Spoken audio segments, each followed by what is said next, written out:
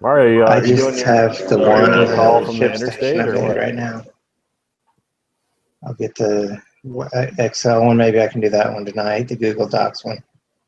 I don't know. It just depends on what time we get done and how tired I am. All right, let's rock You and want to roll. bring my blanket out? I'm next to Camp Pendleton. My sheet. Was that a tank going by or what? It's in there. No, that was probably some military helicopter. San Diego's a pretty big military town. There's flying stuff wrong. Patrick, did you guys both read both cases? Nah, just one. No, I just read the one because I just didn't figure we'd be doing both. I read both just in case because I'm not going to read it. I didn't want to read later this week. I'll do another meeting though. I don't know. I'm kind of like I told you on my message. If I don't do anything else, I can still get like a B or B plus. So I mean, Yeah, I wish I could be content with that. I know my wife's the same way. She thinks I'm ridiculous for saying that, but whatever. I think that was the most important thing you said all week. Yeah, me too. Thank you for. It was so tempting. So tempting.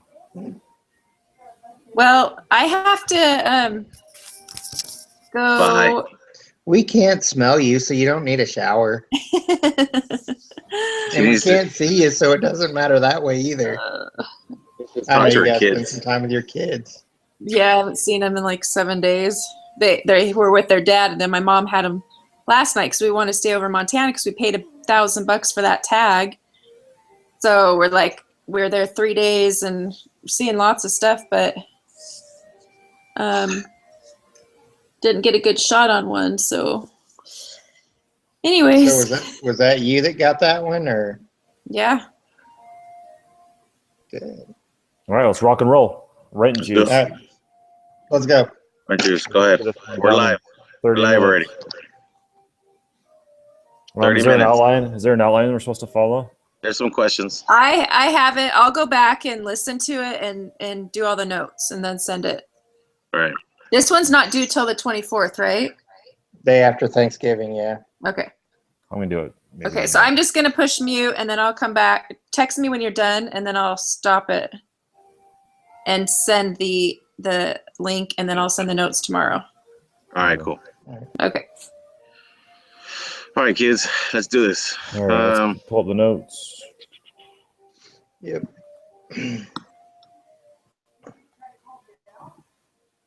All right, let's pull her up. Well, I can't right now. My wife's on my back about doing this call on a Monday, family home evening with the little ones. Sorry. You tell her it's because it was because the instructor didn't. I was like, it's the holiday. But don't worry, Patrick's right. They don't understand. Okay. Pick your poison. All right, Rentjuice. Rentjuice. Here we go. Here we go, Rentjuice. I'm gonna pull up the. All right, first question. Should David Vivero raise money now? Yes or no? No. Why do you think not? I think not because I think that they are just starting now to do a new revenue stream with the landlords, and also they're getting more clientele with the new sales team and the new basically the model that they've been doing to get new brokers and stuff signed up. So I think this investor wants to get in on it at a kind of late, in my opinion, and get some founder share because it looks like a good model. Personal opinion. What do you guys think? Yeah, my initial was yes, they should, but then I got to thinking about it, and if they wait to do that, then the shares should go up if they are able to continue to grow, and the shares would go up in price, and they would actually have less of a part of the business. Is that what you were saying, Patrick? Yeah, well, they'd have to give away quite a bit in ownership. Yeah, and the founder's equity. Right. Yeah, they're strong enough. They're strong enough to ride out like 8 months right now with the money they got. I mean, right. It's not like you need a month or two. They're not like emergency loan status at this point. It's it's 4 months away from thinking about any money, and so you're right. They should wait. Yeah, 4 months I agree. could be double that. 4 months could be. Well, it's just it didn't say in the case anything about you'll know down the road what the valuation really is. I mean, who doesn't want to get in right now when you see potential, but they don't see potential, but you see opportunity? So here's some money. I mean, the person who's giving you the money is giving it to you for a reason. Well, yeah, and they're doing $5 million, which it means like it's kind of like they know it's a good model and they want to just throw the money there and say, boom, here you go. Yeah. Give us 40%. We don't have the company now. Right. Yeah. Exactly. What is product market fit? What is product market fit? That's the question. Are you on the pre-discussion questions? Or are you on the case discussion one? The case one? Are you on the pre one? Sorry. Okay, we can go to the pre one. No, I'm in the actual rent case one. Yeah, you're on the prep assignment. Oh, okay. But it's which is fine. I mean, those are good questions too. No, we can go to the other one. It's cool. I'll go to the next one. Why do investors care about customer lifetime value, customer acquisition cost, and sales conversion data? Okay, let's do one at a time so it's easier for Angelique to write it when we're done. Okay, so for customer lifetime value. Why don't you take that one, Brian? You want me to take that one? Sure. Well, he talked about that a little bit on his video. It's your revenue times your gross margin divided by churn rate. So it kind of goes into question number 4. So if we do that calculation, the revenue is $440 per month. The gross margin is 75%, and then your churn rate is 38%. So a calculator. So you got 440 times 0.75 times 0.38.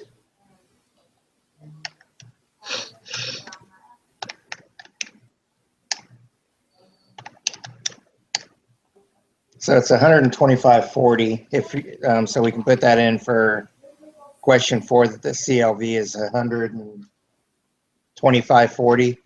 But I think the reason that they care about the lifetime value is that, if that the lower that lifetime value, the less attractive it is to invest in the company, because it means they're not going to be making as much over the life of their company, is what I got from it.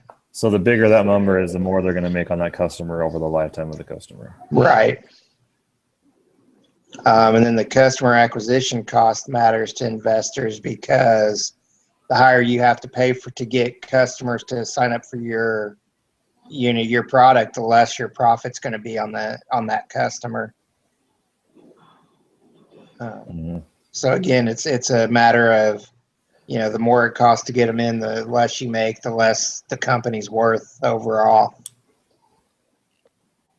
So you don't want to invest in a company that's losing money or not making as much as they could.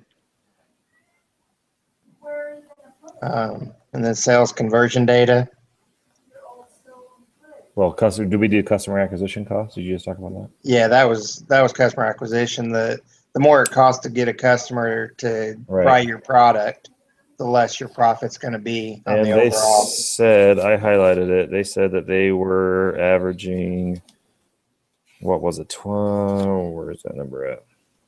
It says 2,300 is what they're... 2,300, that's right. $2,300, yep, to get one customer. Yep. And their monthly revenue is $440. So $125.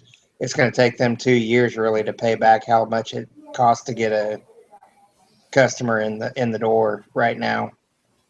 Do you want to start building a spreadsheet on this while we're talking about it, or? I can. I mean, because if we can just turn that in as our numbers. So what is the CL? That's the next question there. Well, the CLV we already had. Brian figured it out. Yeah. It's the So customer lifetime value is your monthly revenue. Hey, share your screen, Brian. Okay.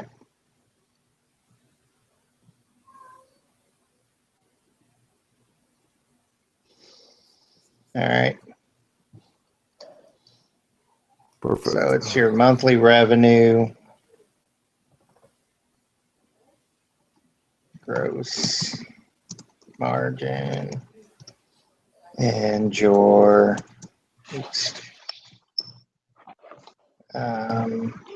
annual churn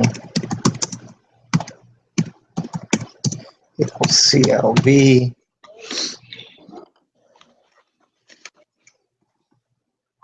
So the monthly revenue is 440.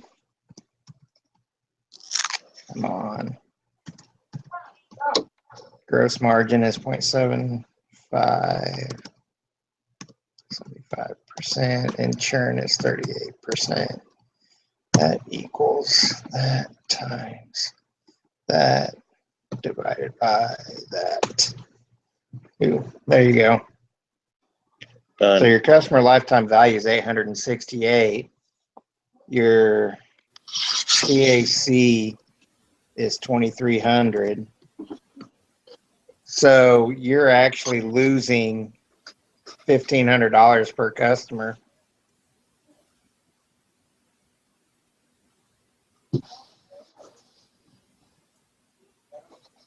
Well, what do you mean?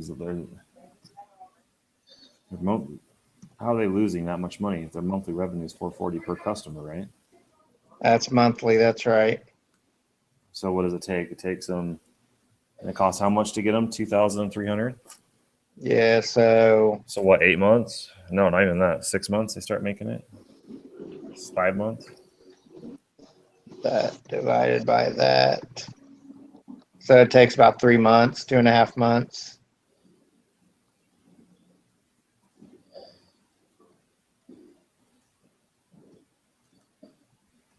Well, no, this is the lifetime. Yeah.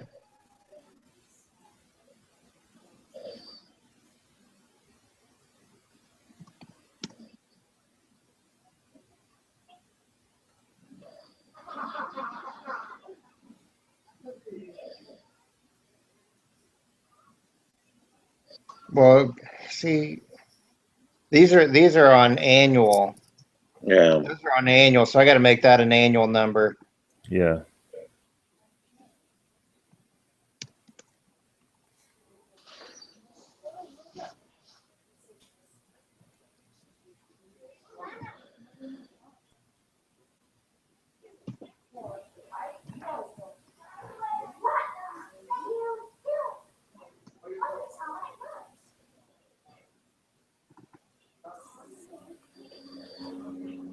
That's a lot of revenue per customer.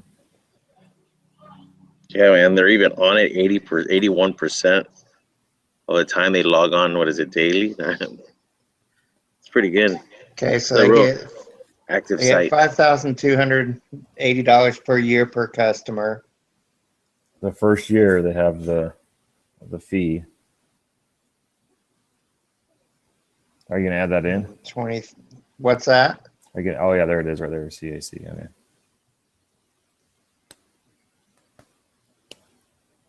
Okay, so really they're A week.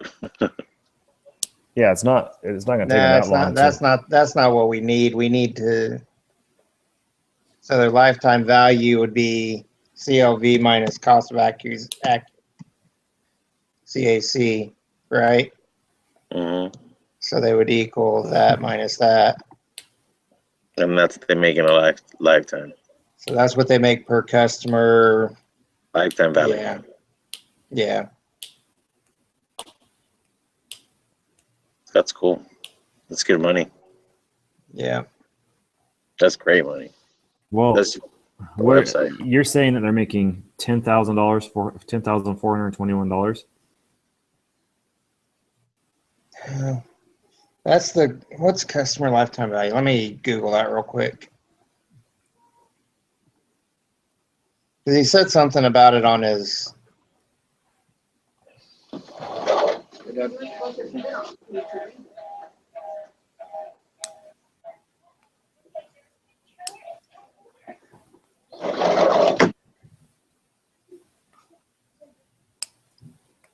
It's a prediction of the net profit attributed to the entire future relationship with a customer.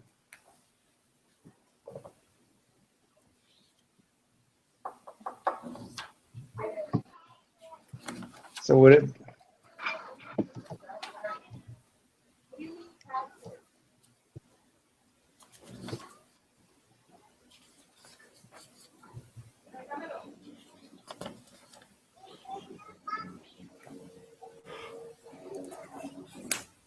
I guess they want us to do it on a monthly basis, so I'd have to do this. Do they want to? I don't think. Do they want it on a monthly basis?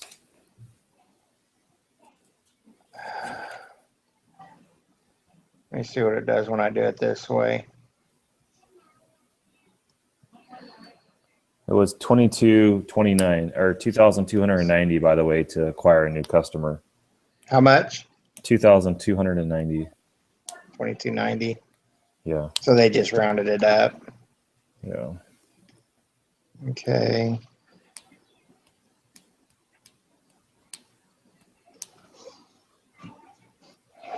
So it's the same either way you look at it.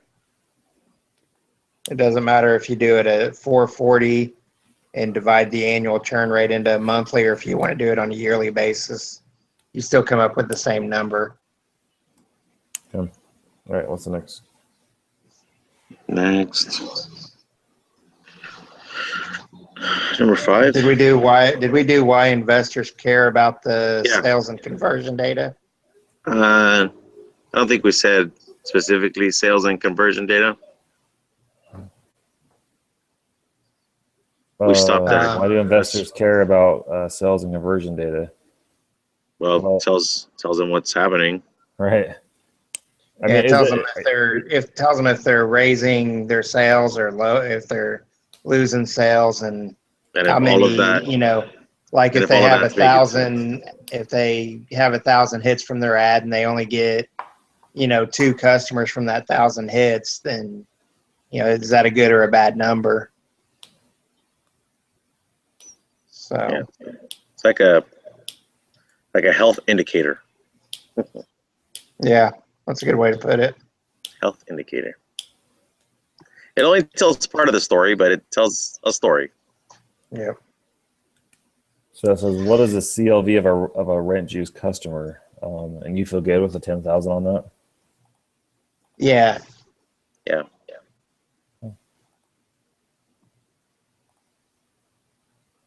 Yeah. It came up with 10,421. Oh, well. Okay. Okay, so how well is the sale funnel at Rentjuice working? I think it's kind of poor right now. And they're talking about right here where it says they have 100 people that they call, and then right. Yeah, and they only get like 1 person or 2 people out of that. 2 people.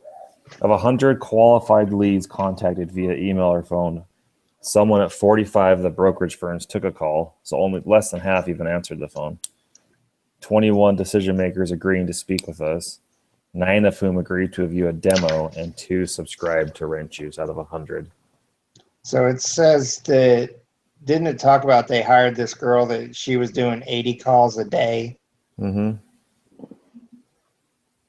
And he wanted to know an average call time per prospect and our baseline conversion rate, everything like that. So, did it say how many? But it didn't say how many of these qualified leads were contacted by her. mm-mm. So we don't know where the qualified leads came from or how those came about. This is that part of the case study that says, is there reliable information? And you're like, well, it was all good until. Mm-hmm. Right. So, yeah, it doesn't give us where those qualified leads came from. If it came from the girl that was making 80 calls a day, Because if that's the case and you're paying her, she does 400 a week. That's 8 customers a week at 8,000 per customer, or 10,000 per customer. I mean, that's not too bad. 50,000 a week in new sales. So yeah, but you also got to pay for the senior and junior people, right? Right, to bring in. Mm-hmm. So well, that to answer the question, what can you think of to improve it? I mean, thinking about sales and conversion data, having something that is, some data that could be more reliable to understanding the calls that are being made and referrals that are coming in would be something that could improve it. Yeah. I think they could also like do some sort of like quick demo over the phone, or that's cool. Email them something, a quick, 1 to 2 minute video that talks about how Rentjuice can help them with their business. And then, for more information, we'll set up an appointment type thing. And that's how you can reduce CAC. Well, and they were talking too about the junior and senior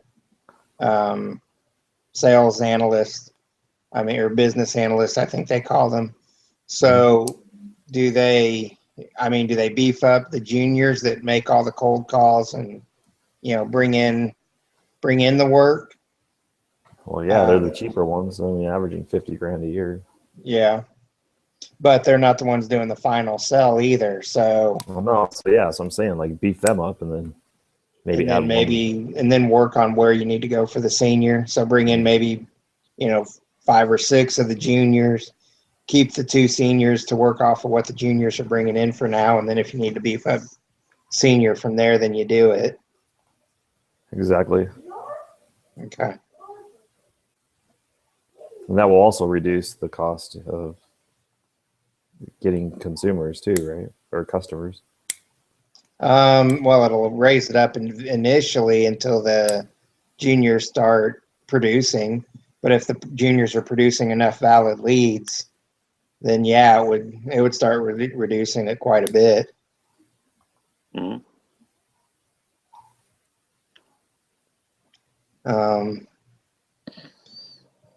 I think too, the landlord, when they do the freeware for the landlords, I think that will reduce the CAC as well, because what they're going to be doing is they're saying, okay, landlord, you get this program for free, but the brokers can't do anything unless they buy, and so it's kind of a way to sell to the brokers on the backside. Patrick and I kind of talked about this a little bit earlier, that the brokers couldn't see what the landlords are listing without having Rentjuice's software and paying for it. So that was a way Rentjuice had to bring in more paying customers. What's that? Why couldn't the broker just go on Craigslist and pull up the data on it? There's something, I don't know if I have to go back and look at that part of it, but there was something with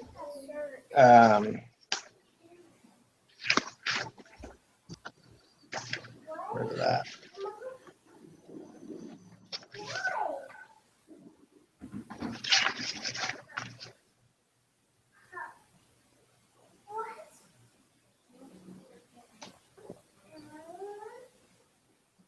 You could on these lessons, you could do the pre-discussion polls and you could do the post-discussion polls and do a reflection and get 20, 40, 60, 70 points out of 100, 110.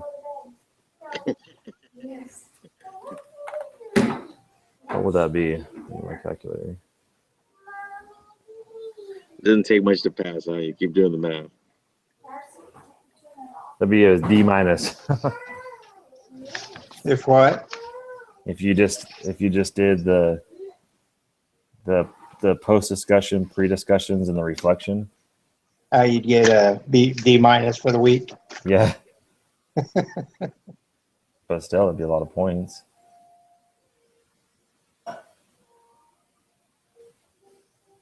Where was that? Ivan, are you playing video games again? Are you in your pajamas? Where did it talk about the Real Juice Live or whatever it was? It goes on to it is on page what page? Page 10. I let you stay up last night. Now you want to go to bed. Because it talks about how they had. Okay, we had a fire lit under us. Yes.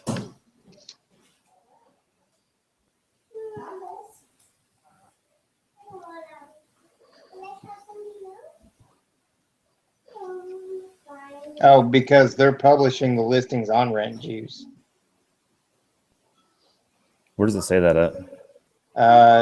The third paragraph in that section.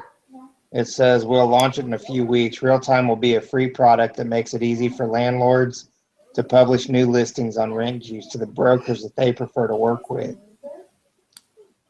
So, you know, if the broker's not is preferred for the landlord, but they're not on Rentjuice, then the landlord has to go to that broker and say, hey, you got to sign up for Rentjuice and pay the $400 a month or whatever to be able to lease out our properties now.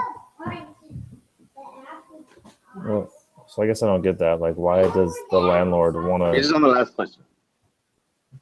Because because what Rentjuice does is it puts everything in one spot, like all their leasing documents, their ads, and all this stuff. Whereas before, everything's like so fragmented, and they have to go to 4 places in one place with Rentjuice. Okay. You know, the backgrounds, this and that. So it's a one-stop shop instead of having to go out and farm it all out to different areas. And it was, you know, there was that one of the exhibits, exhibit number 6, talked about what the cost and time restraints were for that Rentjuice is able to make it easier for the landlords and the brokers. You know, because Rentjuice is taking care of a lot of the prospecting, and they collect most of that info on their website, and then it goes in and they can create the ads, they can post ads, they can qualify the leads, and then they can bring up all the paperwork, which saves 55% of what an agent would normally have to do, so they can focus more on selling. Right. So it works out to where it's just easier for them to get everything in a one-stop shop. So it saves time and money on the back end of all the work that they have to normally do.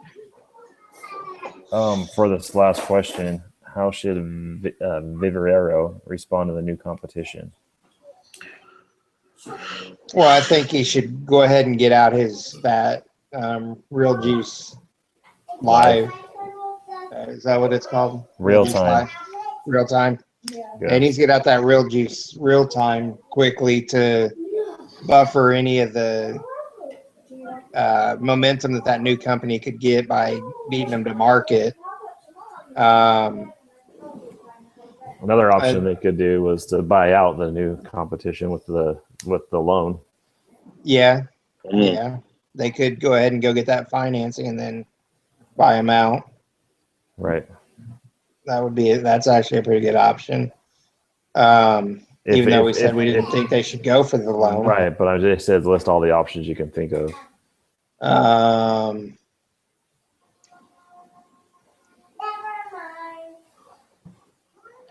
What else, Mario? Think of any other options? What they can do? Competition. Well, those are the only two real options. They could.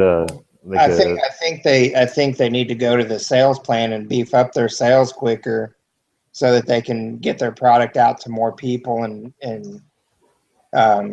you know, saturate the market with their product so that new company can't break into it as easy. Right. Well, at least they're in Boston, but at least go more nationally with it, right? Well, that's where Rentjuice started as well, though. Right. So they're trying to break in at the same market Rentjuice is the oldest in. Okay. Well, a couple on mine. The pros is they'll buy out the competition, and they'll probably have a better product when they combine it together. There won't be competition's a pro. Cons is you're going to give up lots of the company for a new loan, and you probably don't need the financing. Yeah. Let's do yours, Brian, on your. I guess for the shoot, I didn't write down what I said. Your option was to get the landlords and roll out real time faster. Yeah. So I mean, the pros of it is, they're saturating the market, but it's going to cost them some money to, it's going to cost them some money to do that initially, which they should recoup on the back end. But so I guess that's a pro and a con at the same time. Initially, it's going to be a bigger drain on their reserves, which means they may have to go for that financing sooner,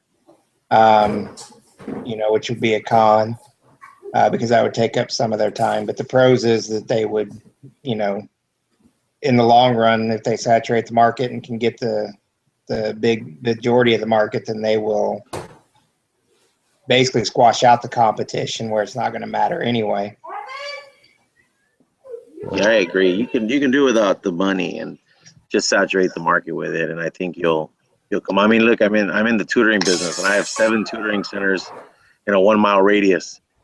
And so, but you got to do a lot to stand out. And so I think if if they channeled some of the energy towards really penetrating each market, they'll grow, and it won't even matter who the little guys are. Yeah. I mean, they'll take a piece of your pie, that's for sure, but at least you're not giving up equity for it. And they may go out of business faster than you will. Yeah, because they're a smaller startup. I mean, they haven't been doing it as long, so you've got a little bit of brand recognition now that they still don't have yet. Yeah. Right. And you would know where to tweak it to stand out. Like you would know where you would, since you've been in it longer, or Rentjuice has been in it longer, they would know what small things would be meaningful to a broker that would make them choose, Rentjuice over the competitor. Sometimes it's just the little things that really make you go towards that other company. It doesn't have to be much. Yeah. I like it. So you say we need to beef up release the product and get the sales staff beefed up to where they are getting with the landlords and the brokers to saturate the market a little bit more. Take it on, or you're going to give up your company for $5 million. So it's not, it's not time for that. Right. I don't think so either. That's our decision. All right. Sounds good. All right. So are you guys available to meet later this week for the other? I can. You guys want to pick like a Friday or something? Well, Friday I will be hard, but Saturday I could. All right, I'm down. I'm available. Saturday, like in the morning. All right, I'm cool with that. I'm available anytime morning, Saturday. Early afternoon. I work at 4, so let's do morning. Okay, sounds good. Hey, you want to text Angelique and tell her to come back and? Yeah, I'll text her. I'll text the group. All right, man. Maybe we should take Chris out of the group. Poor guy. Yeah, he's just getting beat up by text. I know. All right, thanks, guys. All right, see you guys. Should we just get out of it? Yeah. Yeah. Hey, have a good Thanksgiving if we don't talk again. Well, we probably are. We text each other every day. If we do. See you guys. Bye. See ya. All right, see ya.